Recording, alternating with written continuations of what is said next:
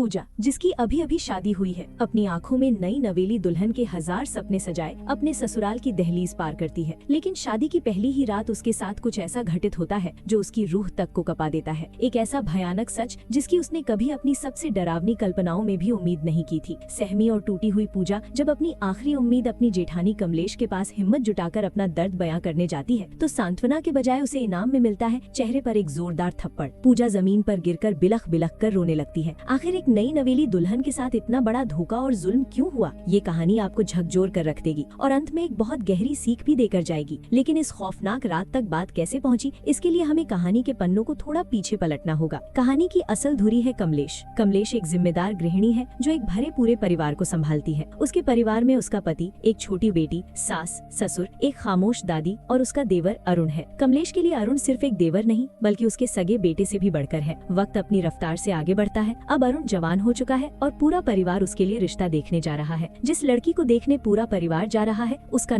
नाम है पूजा। English honours में बीए कर चुकी पूजा अपनी बातों और आत्मविश्वास से सबका मन मोह लेती है। जब वो अपनी मीठी आवाज में एक अंग्रेजी गाना गाकर सुनाती है तो मानो पूरा परिवार उस पर फिदा हो जाता है। अरुण तो जैसे उसे देखते ही अपना दिल हार बैठता है। लेकिन इस पूरे कमरे में एक शख्स ऐसा था जिसके चेहरे पर खुशी की जगह एक उलझन थी। कमलेश को पूजा का ये मॉडर्न और बेबाक अंदाज बिल्कुल रास नहीं आता, लेकिन अरुण की खुशी और उसकी जिद के आगे कमलेश को झुकना ही पड़ता है। मन मारकर ही सही वो इस रिश्ते के लिए हामी भर देती है। उसी दिन चट मंगनी पट ब्याह की तर्ज पर धूमधाम से रिंग सेरेमनी हो जाती है। पूजा की उंगली में अरुण के नाम की अंगूठी सज जाती है, लेकिन किसी को नहीं पता था कि ये खुशियाँ सिर्फ एक रात की मेहमान है। अगली सुबह कमलेश अपनी सास के साथ ऑटो से कहीं जा रही होती है। अचानक रास्ते में उनकी नजर एक भारी भीड़ और शोर शराबे पर पड़ती है। कुछ लोग सड़कों पर विरोध प्रदर्शन कर रहे थे। तभी भीड़ के बीच कमलेश की नजर एक ऐसे चेहरे पर पड़ती है जिसे देखकर उसके पैरों तले जमीन खिसक जाती है। वो सरेआम भड़क उठती है और हुक्म सुनाती है कि ये सब नौटंकी तुरंत बंद करो। गुस्से से आग अब्बुला कमलेश आगे बढ़ती है। पूजा का हाथ झटक कर पकड़ती है और उसकी उंगली से सगाई की अंगूठी बेदर्दी से खींचकर निकाल लेती है। एक ही पल में, एक झटके में उसने वो रिश्ता तोड़ दिया जो कल ही जुड़ा था। जब कमलेश ये तूफान लेकर घर लौटती है तो घर में कोहराम मच जाता है। कमलेश का पति उसे आईना दिखाते हुए कहता है कि जो रायता तुमने बिना सोचे समझे फैलाया है उसे अब तुम्हें ही समेटना होगा। बेचारा अरुण भी लाख मिन्नतें करता है, समझाने की कोशिश करता है कि पूजा की सोच गलत नहीं है, लेकिन कमलेश अपने गुरूर में अंधी हो चुकी थी। उसके कानों पर जूं तक नहीं रेंगती और वो किसी की एक नहीं सुनती। कुछ देर बाद कहानी में खूबसूरत और जज्बाती मोड़ आता है। अपने रिश्ते को बचाने और अपनी बात समझाने के लिए पूजा खुद कमलेश के पास पहुंचती है। वो बहुत ही नरमी से माफी मांगते हुए कहती है कि अगर हम सही के लिए और दूसरों के हक के लिए खड़े नहीं होंगे तो ये दुनिया धीरे धीरे खत्म हो जाएगी।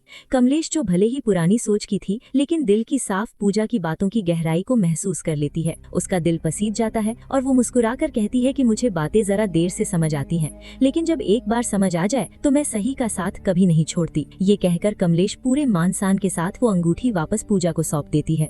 आखिरकार शहनाइयां बजती हैं और अरुण तथा पूजा विवाह के बंधन में बंध जाते हैं। लेकिन शादी की इस चकाचौंध के बीच एक परेशानी छिपी थी।